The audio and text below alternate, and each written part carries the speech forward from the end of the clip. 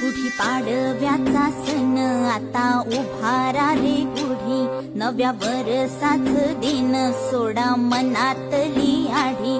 गेलं साली गेली आढी आता